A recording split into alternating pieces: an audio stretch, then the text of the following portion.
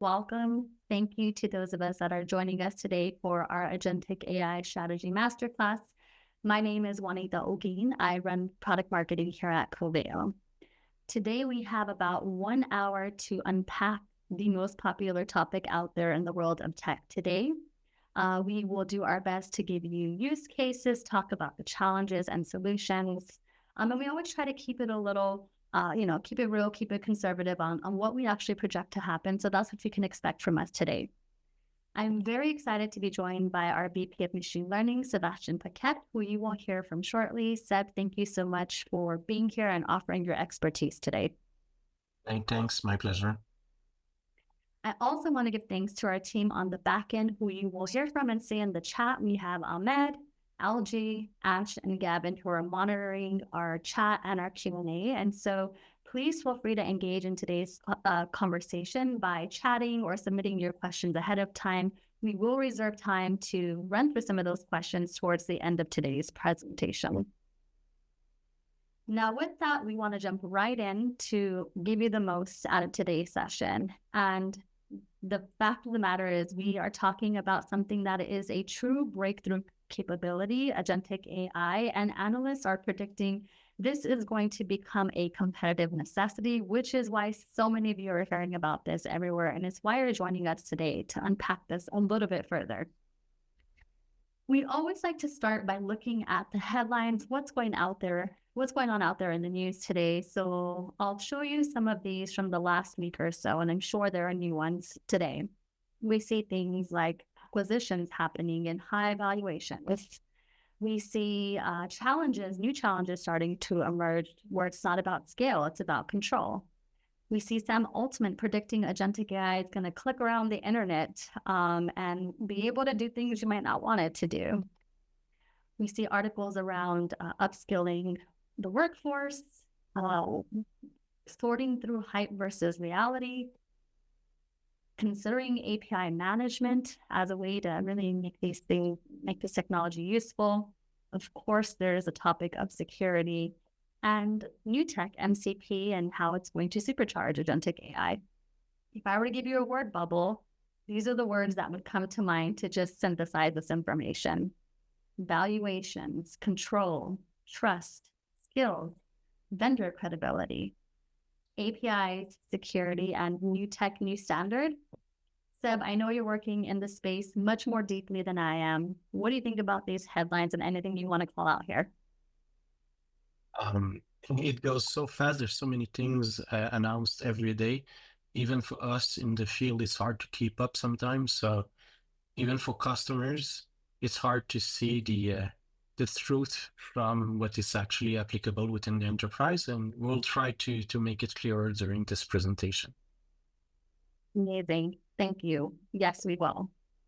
Because we also see there's a lot of predictions out there. For example, here's one from Gartner that is projecting that Agentic AI will autonomously resolve 80% of common service issues without human intervention by 2029, which is just a few years away.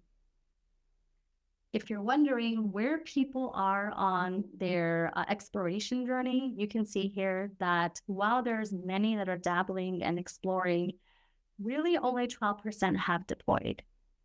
But of course, we want to hear from you on where you are on your journey today. So I want to ask Ahmed if he can run our first poll of the day, which is where are you or where's your organization on the Agentic AI journey? Are you just exploring? Are you identifying potential use cases? Maybe you're already running some early PLCs. Perhaps you're in that smaller group of scaling successful implementations, or perhaps you already have it fully integrated running into your daily operations. We'll give you a moment to decide and to select one that just shares with us, and shares among one another where you're at today. Seb, what is your expectation here? What do you think we'll see? We just saw with the statistics that only 12% of the companies have actually put system into productions. So I expect most people to be in the first steps of exploring Agentic AI systems. Absolutely. I think that'll work on that one. Do we have the results to display to see where we're at?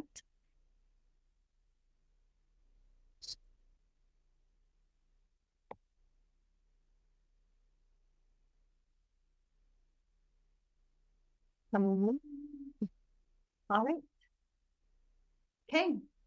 As projected, we can see a lot are on the earlier side. So either exploring or trying to understand what use cases to consider. We see some POCs underway, and 7% that are saying they're scaling successful implementation. So it's as expected. Thank you for sharing. So we'll dive in a little deeper here. As Seb said, things are moving so fast. And what I wanted to share was there's an entirely new book. I'm not sure if you guys have seen this. It's Agentic Artificial Intelligence, 500 pages of information, insights, a couple of which you see here on the slide. This was released in mid-March. And we wanted to just highlight, again, some of the different use cases and industries that are currently implementing Agentic AI. As we can see, there's some usual suspects on the board. So you can see the top use case area is customer service and support at 35%. And then from an industry perspective, we see that technology and software companies are the highest ones implementing because it's typically a much more progressive industry. Seb, any thoughts on this slide? Anything you'd call out here? The important part is that they are implementing it. So it doesn't mean that they are actually using this system in productions. But it's still really low percentages. If you look at even software companies, only at 1/4 of them using or implementing Agentic AI. You see, it's a really new technology. People are trying to understand what it can do. So still an early stage for Agentic AI. Awesome. Thank you. And for those of you that are joining us today, I mean, take a moment to assess, does this align with your industry? Do these percentages represent where you're at today as well as the use cases? It's just a good sense check or pulse check to see where you're at as compared to others. Now, we're just starting to skim the surface, but I think we need to talk about this multi-agent future, Seb. So I'll pass it over to you to take us through that a little bit more deeply. So you've seen that it's really a big hype. A lot of people are telling that you can do agents for almost anything. And I think it's a really transformative technology. So what it will look like in a near future is that you might end up with multiple agents, either coding agents, research agents, generating reports, customer support agents, helping your end customers or your support agents. And the list go on and on. You can have tons or even hundreds of agents, maybe at some point. But if you start by trying to build them all at once, without looking a little bit further and trying to see what actually they require to be successful within an enterprise, I think you're going to spend a lot of cycles on you're going to hit a lot of walls, like what we're going to explain a little bit more in details in this presentation. But to be really successful, most agents within an enterprise actually require access to the enterprise knowledge. And it could be easy within a POC to copy data from one system and just copy it in a simple bucket and do your experimentations with. But when you try to really implement these agents at scale within your enterprise, you really need an enterprise-grade architecture. You need something that is secured. You need something that can scale. And this is where it becomes really more complicated.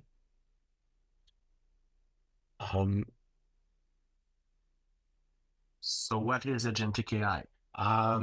We'll define it a little bit more precisely so that we talk about the same thing. So first of all, what is not? So because people are saying these days that everything is agents and you can build agents for almost anything. But it's not really the case. If you simply have workflows, automations, you have ML models doing predictive analytics, simple rule-based systems, or you only have a standalone LLM or a standalone retrieval augmented generation system, these are not really agents. To be called agents, I think you really need some kind of reasoning models. You need something that will actually be autonomous in deciding which steps should be done to achieve a goal. If we look a little bit more closely at what is required, AI agents are systems that need to perceive the environment, either textual, video, images. They need a way to be able to perceive the world. They need to be able to reason about it. And I think it's the main component of an agent. It needs to be able to understand its input and reason about what it needs to do to achieve the user tasks. In order to achieve the task, it needs to be able to act. So it needs some kind of tools, function calls, or anything to actually act.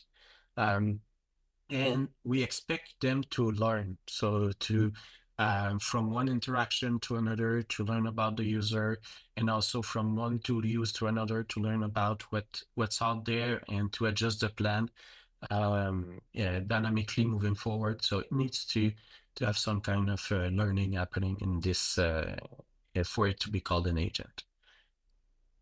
And a little bit more technically, what are the main components of an agent? First of all, you need an LLM model, and most probably a reasoning model that will be used to understand the task, understand the input, decomposing it in multiple subtasks to achieve the goal. And then you will need some kind of tools, so external functions, APIs, or even other agents to execute some actions. And when these agents do interact with the world, you want them to actually follow some guidelines or guardrails. So the LLM model itself out of the box is not enough. You need to put in what you want and how you want the agent to behave. Sorry, and in most applications within enterprises, you also want guardrails. So you want to be able to control what it's going to do and how it's going to react depending on different outputs or answers that it gets.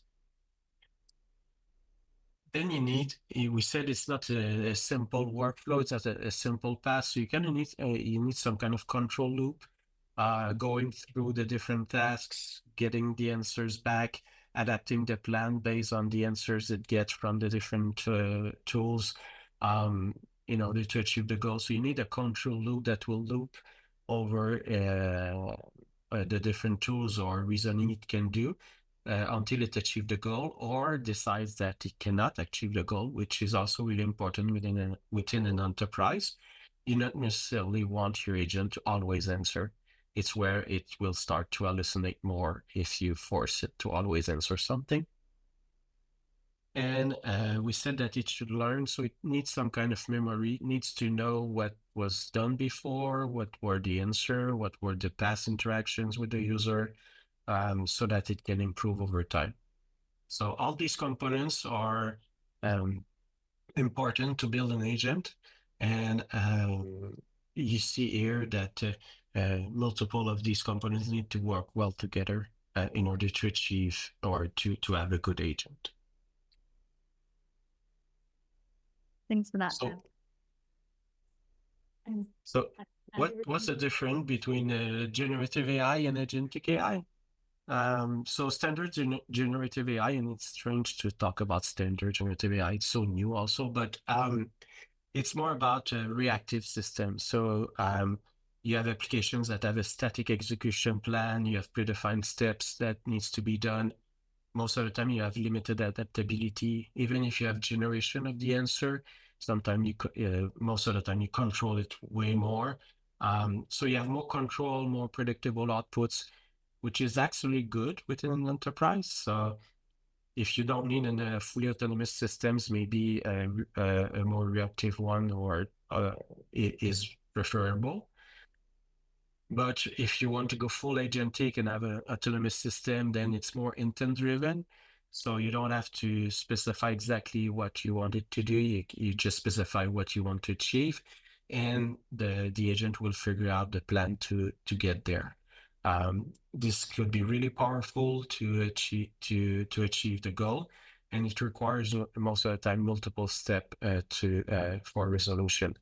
But at the same time, you have less control, or really it's more complex to keep control over the system, and it's less predictable. So any agent will have multiple prompts, will have multiple calls to LLMs, so multiple occasion to hallucinate. So it's just a compounding effect. So if you think one LLM calls could hallucinate, if you have 10 calls to achieve a goal, and you ask it also to be imaginative and figure out the right task to do, then it's really harder to keep the control and to evaluate the quality of your system over time.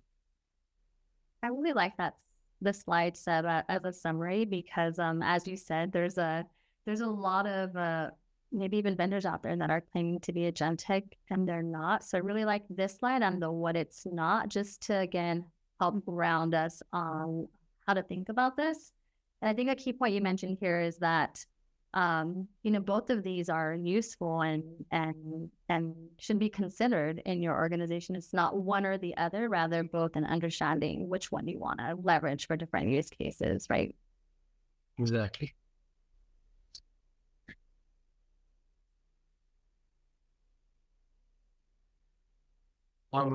So now let's talk what do we require to actually do agentic AI in the enterprise. But I will start with some story. So we have multiple organizations, and they've been told by suppliers that agents can do it all, or they've seen all the hype and the different articles about successful agents. And it always goes well when you look at the marketing material. But then most companies will start to do one prototype. It's actually can go fast. You can do simple prompts, one-liner prompts. You get a good agentic AI prototype. You test it out on a really small subset of data. Maybe you just copy data to a bucket and you said, okay, let's build a prototype out of this. You will get positive feedback. It's a controlled environment, smaller one. Most of the time you do few examples. So you see, okay, it looks like it works. And then you try to scale it to your enterprise. So then you need to, you cannot simply copy the data from the data source. You need to actually connect to the data source so that you can have the updates for the new content, and you can also keep the security of the documents in check. So it becomes way more complex to integrate with the different systems within the enterprise. And then your security and compliance team will start to ask questions. Is your calls encrypted, your data encrypted? How do you authenticate your agent? How do you make sure that it's making actions on behalf of the user, but how do you control which actions it's doing? And you have way more constraints. And as I said before, it can hallucinate more. So if you have more users using it, more diversity of queries, diversity of inputs, it can hallucinate more. And as I said, it can be hard to control if you have autonomous agents going on. So what we've seen a lot is that the prototypes just are archived. It like becomes really costly, too long, and at the end of the day, people feel, oh, it's not that good. It's still not enterprise or prime time ready. And you might have done more than one in parallel, trying different things in different departments, trying to use these agentic platforms. And some higher up manager may say, okay, just wait and see. So these things doesn't seem to be enterprise ready, so just wait. But I think this would be a mistake actually, because if you look at these, most prototypes will require the same kind of things. And if you don't plan for the future at the speed at which these technologies are evolving, it will be hard to catch up if you don't prepare your enterprise for this new agentic era. So I think there's things you can do without rushing into developing multiple of these agentic systems. So So what's the reality of an enterprise complexity? You often have hundreds of siloed systems to which you need to connect to, so your data is scattered all over the place, and it will stay that way. So big enterprises are using multiple softwares, and users want to use the best software for their own task they have to do. So the data is generated in multiple systems, and you want to connect them, but you want to connect them in a way that you keep the security of these systems up. Then you have terabytes of structured and unstructured information everywhere, as I just said. And you want to, when you connect to these systems, you don't want to lose the access rights that these systems have enforced. So it will be way easier to just copy the data somewhere, but you need to keep the access control so that enterprises can do agentic software on top of proprietary information and not only on public data sets. So it's very easy to do it on public data sets, but it has less value for big enterprises. If you want to get the most value out of it, you need to be able to connect securely to your data sources. And that can take a lot of time and be hard to implement. The pace of change in agentic AI goes so fast that it's really hard and it's almost unsustainable from a development perspective. Models are coming out every week, new agentic protocols are coming out every month, and you have new capabilities, new nice demos and everything. So it can be really hard to keep up with all these changes. And if every time a new software comes out, a new model, a new agentic platform, you want to try it out, then you will always be in an infinite loop of prototyping.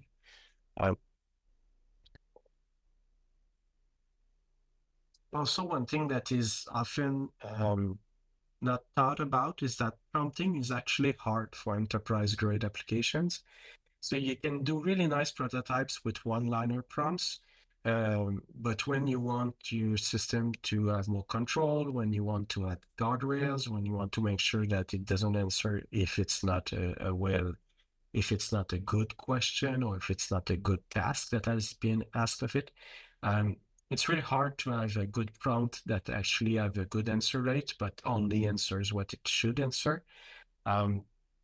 So in here, if you multiply the prompts and you're using agentic platforms that have 10 prompts one after the other, it can become really hard to make sure that all the prompts are well crafted and that it's not easy to actually grade them. Because make no mistake, your end users will try to break it. So it's really hard to make it good. And at the end of the day, you will want the AI and agentic AI solutions to be deployed everywhere. So you have the dream of having autonomous agents and having AI applications everywhere in all your touch points and all the applications your end users are using or your employees are using. So you need to think about the scalability of your solutions from the get-go, because it's really harder to try to scale something that is already built than to build on something that can actually scale. Thanks for that, Seb. Does it make sense, Juanita? Something to add here? Yeah, I mean, I know we're spending some good time on talking about these enterprise challenges, but it's important because if these are not addressed, I think it's fair to say any AI or agentic AI is not going to be successful. So I just wanted to double click a little more on what you're covering, Seb, again, to bring this back to our own lives and realities and at the companies we work for. And that reality is that we have a little bit of an acronym soup going on at organizations. Hopefully these acronyms are familiar to you. We're not testing you, but everyone has an ERP, a CMS system, CRMs, and sometimes maybe you have multiple of these systems running your core operations. As Seb said, these things are typically siloed. It's different teams that are making those buying decisions and different departments that are managing these systems. But at the end of the day, your end users don't care what system you're using or what application. They just want to find what they're looking for easily, seamlessly, in as low effort as possible. And also on the back end, because we can't forget about our IT and development and service delivery professionals, they want to work with the best technology that's out there, that's modern, that's fast, that's, best of breed. And so when we think about the experiences that you're delivering, you really want to consider how you're bringing it together, how you're modernizing these systems to make it work, not just for your end users these days, but also for the AI that you're feeding information to. That's really what we're talking about today. We want to run our second poll actually to hear from you on as you're thinking about the potential of applying agentic AI across your different departments or applications. Which ones are top of mind to you? We saw earlier, customer service and support is typically the most popular just because I think it's also a little bit easier to measure the success of those types of initiatives. But there's also sales and marketing applications, perhaps internal operations around employee productivity, or maybe there's something else we haven't listed here. We'd love to hear what you're considering and what you're thinking about as it relates to use cases. Seb, any thoughts on what we'll see here? We often see customer service. We often see internal systems also. Oh, curious to see the answers. And also perhaps there's other ones. I see self-service in the chat. Thanks for submitting that, Dwayne.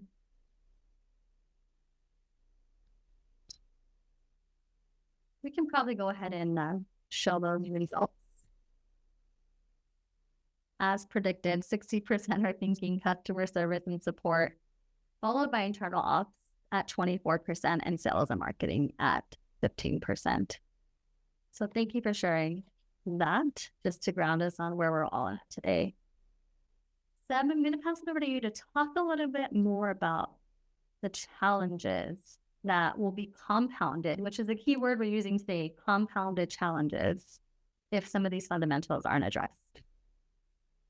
Yeah, and we're almost done with the challenges. We're going to go into solutions soon. But to look at these challenges, people often think that the agents will correct everything, will solve everything. But at the end of the day, if you have bad data quality, it will be really hard to have good results. But you need a way to identify and find the information that is really relevant for your systems, and that should be is really important.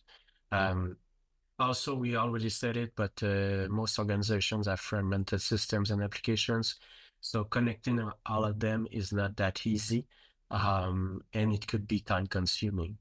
And especially if you do it in silos and redo it for all your agentic AI applications one by one, you will see that you will lose a lot of time in just integrating with the systems you already have, and you will spend less time actually just building your agentic system.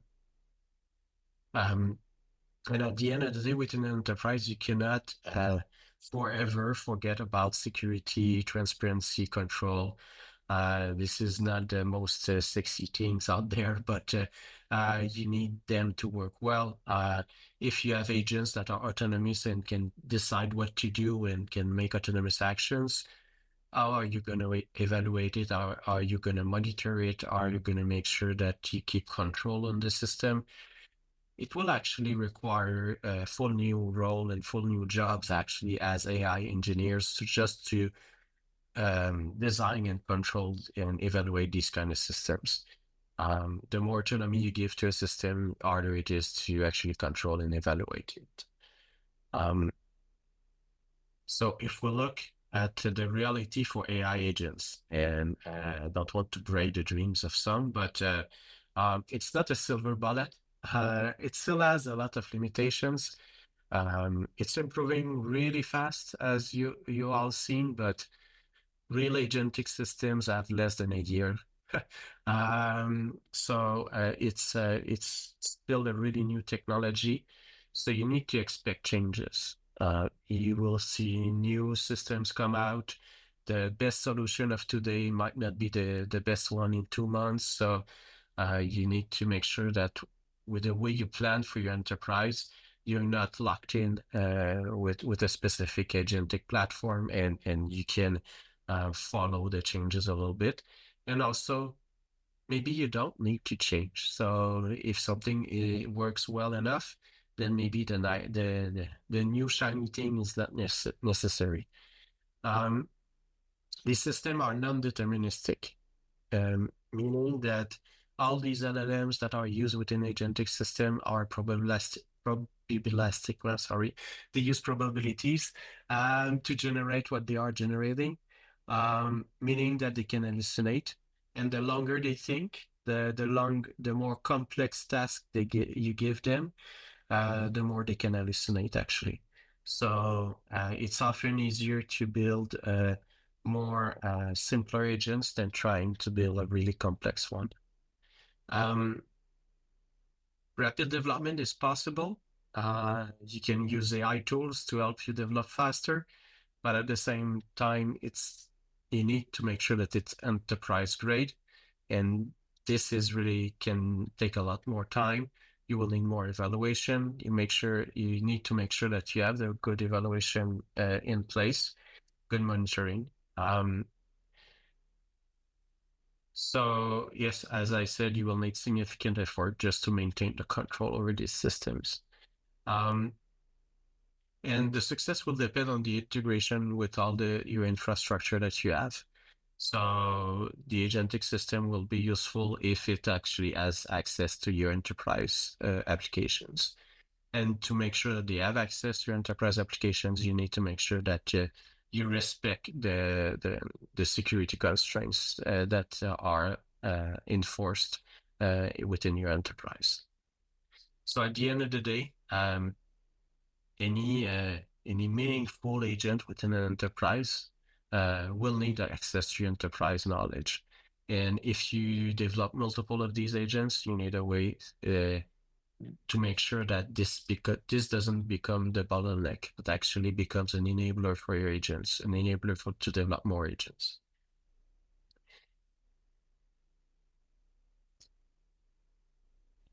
So Juanita, now that we've talked about all the things that make it hard,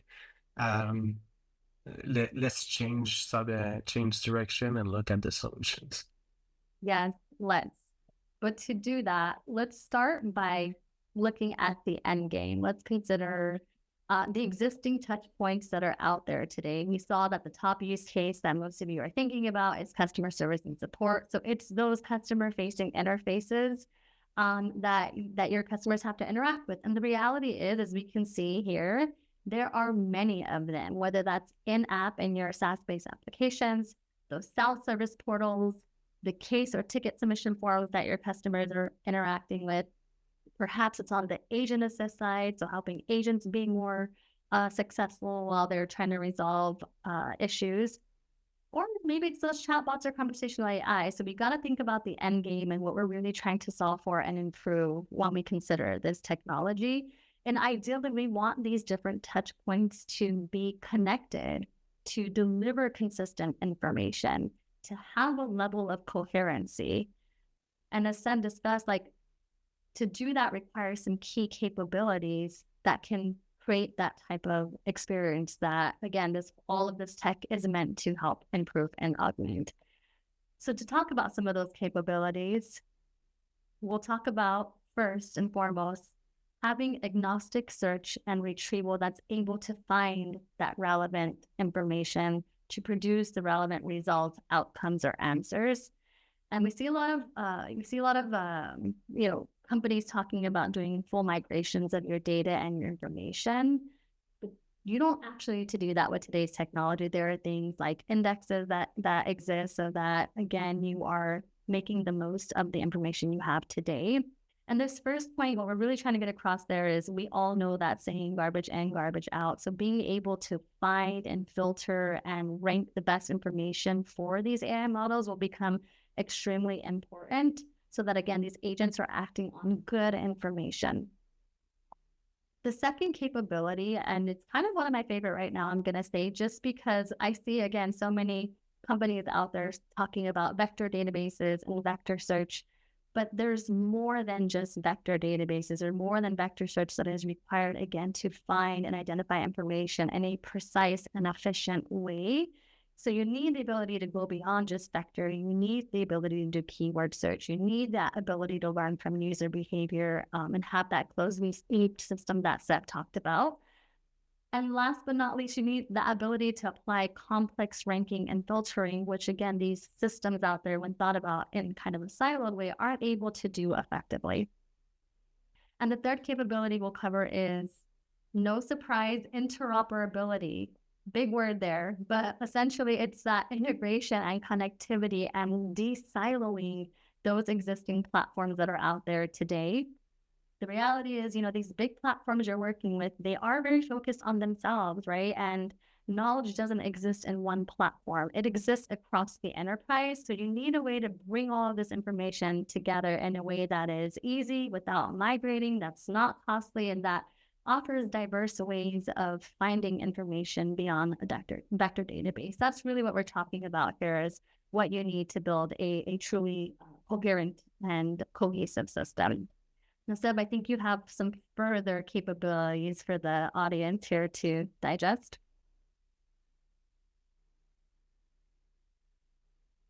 You're on mute, by the way. So if we look at what you need to iterate fast, so we see that multi-agent systems are really complex.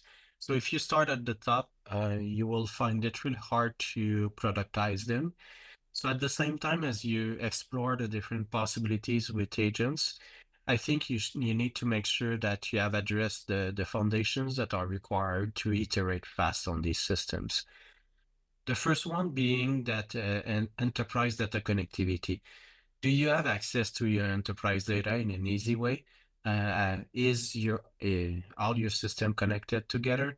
Do you have an enterprise search solution that can actually easily give you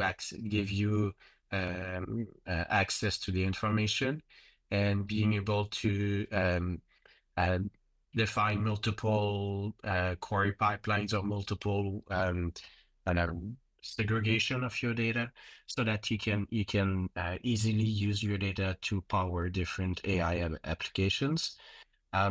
Once you have access to your data within the enterprise, then you can start to iterate on maybe generative AI systems.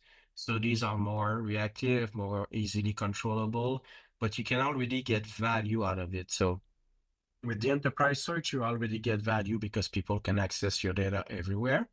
If you go to generative AI, then you can add even more value. If you've seen on our previous presentations, customers see between 20 to 30% case deflection improvements. So you already get value, which can be reinvested in developing more complex agent systems afterwards.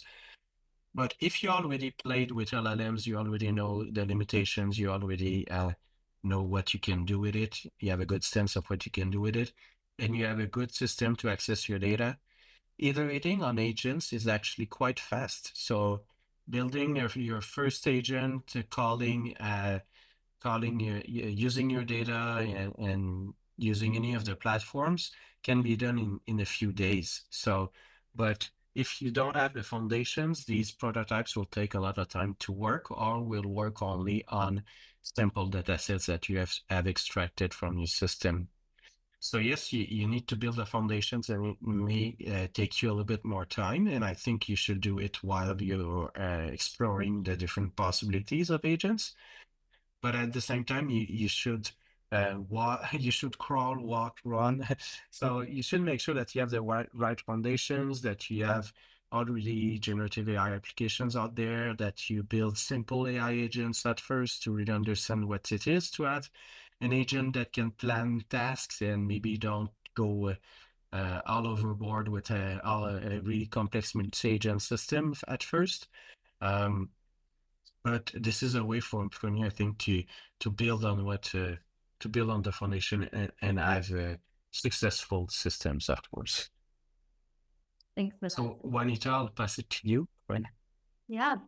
By now, you can see we like to show you different ways to think about this new world and how to break it down. So we, take a step back and think about the realities of an enterprise. We have that front top end where we want to give the best experiences. We want information to not be irrelevant and disjointed. Then you have the back end, the bottom level, that most foundational level that Seb just covered, which is your enterprise data and systems and wanting that to be accessible. As we said, information is typically in multiple different repositories. So I know these logos are a little small, but I'm sure you recognize many of them because they are your knowledge base or your repositories and FAQs of where your key information is at. At the top, you also have multiple different touch points, as I mentioned earlier, that your customers and partners, your investors and employees are having to jump through. And this essentially represents their entire buying or learning experience. And those sites are typically also powered by some of the same platforms. For example, Adobe powers, websites, or Salesforce powers a CRM and service management application. So there's a lot of different uses for these platforms, and the need to be able to leverage them securely and unlock that information securely. I mean, the key question we're here, I think, to address is how can you ground these AI agents in factual, accurate enterprise information securely while providing consistency across these different end users' experiences in an enterprise scalable manner and with control. And that's essentially what we aim to do as the Coveo AI Relevance platform. Those of you that know us know we're on a constant evolution and really trying to unpack these new and different technologies. And in the case of Agentic, we really think that the value is having that unified index and hybrid ranking, having that secure connectivity and integrations, as well as offering APIs or agentic-oriented APIs and package solutions, again, addressing the foundational need so that you're set up to accelerate and build those AI agents and not concerned about the data, not concerned about the security. That's the solution. That's what we provide. And Seb, I think you wanted to unpack this a little bit further and look at those agentic platforms that are out there today. Yeah, so to put it a little bit more concrete, if you look currently, you have multiple agentic platforms. You can think about Agentforce, Microsoft Copilot, Amazon Bedrock, OpenAI agents, and more. So all big companies out there have their agentic platforms where you can use to build your agents. Many of them also have the end user applications. So Salesforce has control over its CRM application, the Microsoft 365 applications, and you see that these big companies will actually control which agents are deployed within their own application. So easily within an enterprise, you will end up using many of these platforms. Because you need to integrate your agents within Salesforce, within Microsoft, within SAP, within the other tools that you're using. And currently, all of them are using different protocols, different libraries to connect to them. Yes, there's some standards that are trying to come out, like the Model Context Protocol or MCP. But all these things are moving really fast. They are changing. Even the protocols are evolving really fast. These agentic platforms, you will probably have to connect to many or more than one. Currently, all these big players are asking you to copy your data in their system. And most of them don't provide you a nice way to do it while keeping your access rights and your data where it is currently. And it can become really, really expensive if you copy your data in all the systems that you need to interact with. One way to shield yourself from all this speed of innovation and modifications that is happening right now is to make sure that you have a good data access foundation.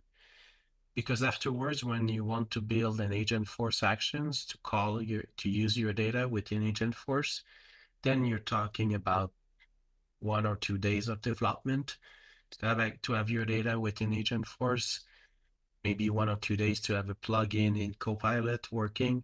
So it's it could accelerate your experimentations and development of your agentic applications. And also it will guarantee that the user will see the same thing in all the platforms. And more importantly, it will see only the things he has access to. So, and if you don't want your agents to hallucinate, you need to plug them with your enterprise knowledge, making sure that they answer with the information you want them to use to answer. So I think it's a nice way, and Coveo is providing agentic APIs, providing really APIs that are useful to be built to build agentic systems. We even have Agent Force Action ready, and we're building other connectors to the different platforms. And as I said, this is quite can be done quite fast.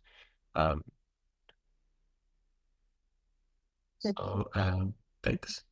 You're ready to ask for your participation and let us know. And thanks for covering that, Sam.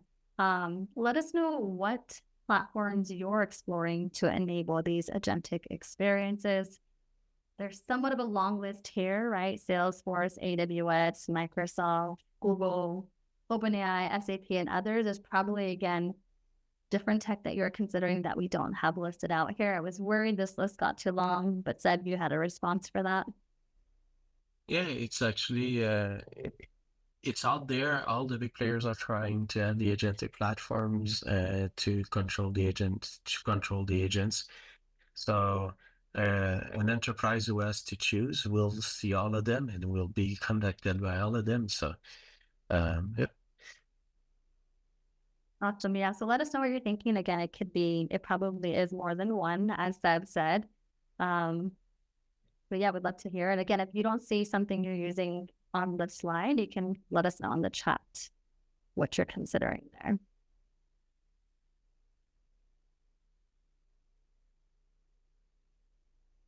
All right, we can probably show those results on it. Okay. It looks like we have Copilot in the lead with 48% considering that, followed by Salesforce Agent Force at 45%, OpenAI at 37%, and then the rest. So I see Adobe in the chat, Versal also in the chat. Thanks for that, Doug and Mike. Thank you for sharing. You can see that there's a little bit of a mix as projected. So yeah, we'll continue moving on here. I think we're going to get into the final stretch of the presentation before we open it up to Q&A. So go ahead and get those questions in. And this last section is about assessing agentic AI readiness. Now there's a lot of text here, but what I really wanted to share with you is I did a webinar last year with Dan Shapiro from Organon, which is a spinoff from Merck. And he had some great quotes about search and AI. And he said, if search is a mirror that can uncover problems with your content, then GenAI is a funhouse mirror that will magnify what you need to fix. And so now if we add agentic AI on top of that, that is going to compound those underlying knowledge or data management issues that you might have. So it's extremely important to get that, the fundamental data knowledge and system interoperability in order. We hope by now, you're getting our pitch here, which is that underlying foundation is key to making these tech work efficiently. But we want to leave you with some tips on how to not be a solution in search of a problem, right? It used to be you had a problem, you're finding a solution. Now we want, it's kind of, there's solutions out there and you're trying to find the problem. We want that to be the opposite. So Seb, take us through what are some considerations here? Yeah, and as all the development, you first need to identify your business need and what problem you really need to solve. Is it something you already have a good solution for? What is the expected gain you have there? So what are your use cases? What's the pain points you want to solve for? Do you want to have better answers, or you want to help your employees work faster, or anything? But it needs to be clear, because you need to be able to evaluate it. make sure that you assess if the solutions are mature and actually enterprise grade. So not all solutions out there. There's so many applications coming out, so many open source systems, startups, and everything. But when you want to use it within an enterprise, you need to make sure that it can actually scale to the level required for your enterprise. It's also, the monitoring and evaluation is super important because you want to be able to see what's going on. And as you need to ask yourself, is your enterprise data and knowledge ready for these agents? So where are they going to get their information? It needs to be obvious. It needs to be easy to have access to. And you need to evaluate what are the advantages compared to the existing solutions. Agents are not necessarily what you need. If you only need a simpler workflow, if you need something that it's always the same kind of things you want to do, then maybe you don't need an agent choosing which tasks to do all the time. Do you really need an orchestrator calling multiple systems? Because this is really still, I think, in more a research prototyping type of state, having an orchestrator that calls multiple agents. So it's already hard to do one agent right. If you have multiple agents interacting together, it will become way more complex. So I don't think it's the first step. So I think you need to get good with one before you have multiple agents. Change management will be important. So agentic means that you give away control and you ask an agent to do the tasks for you. And people need to be okay with it. So you need to make sure that you identify use cases where your teams or customers will be good with that. And you need able to measure. It's going to be expensive. You're going to make multiple calls to LLMs, and most of them are not cheap. So you need to make sure that you can measure the impact and actually have an ROI, a clear ROI, so that you can justify the investment. And we gave some kind of ways to get there.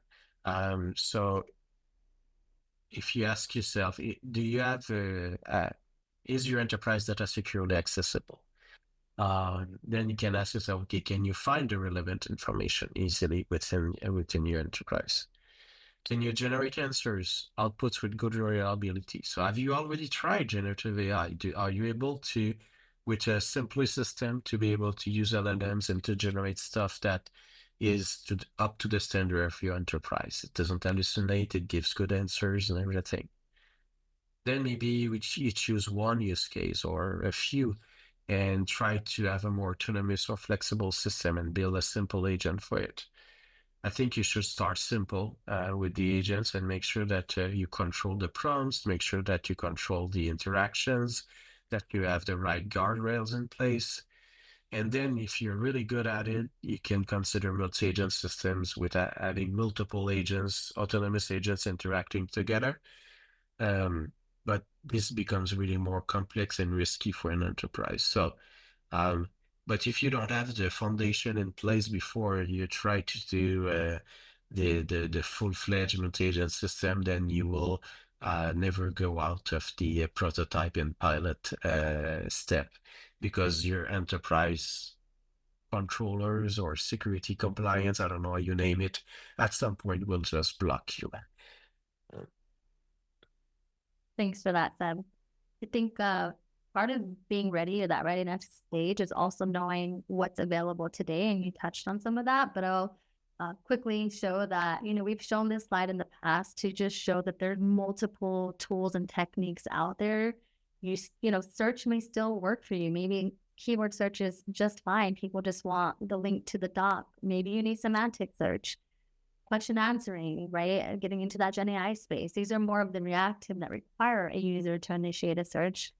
On the right-hand side, maybe you want to be proactive and offer those AI recommendations. Again, tech that exists, that's out there.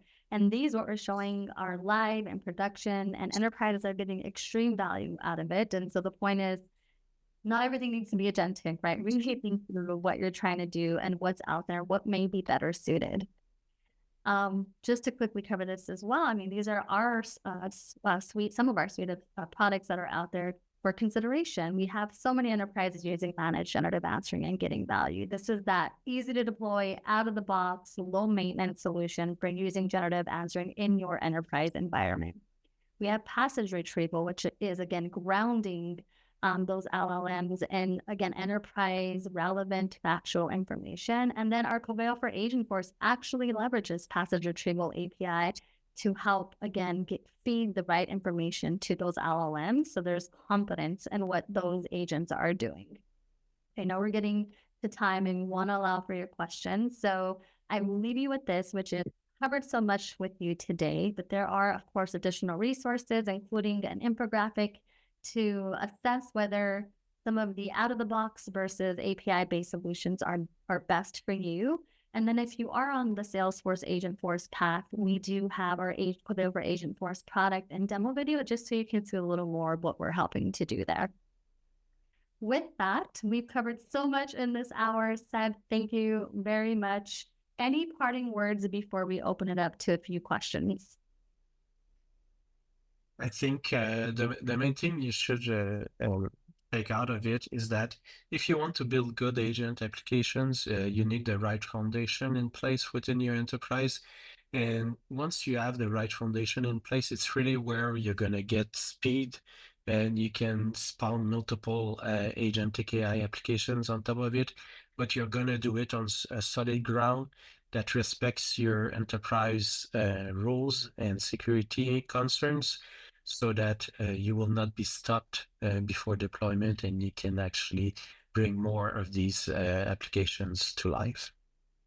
Thank you for that.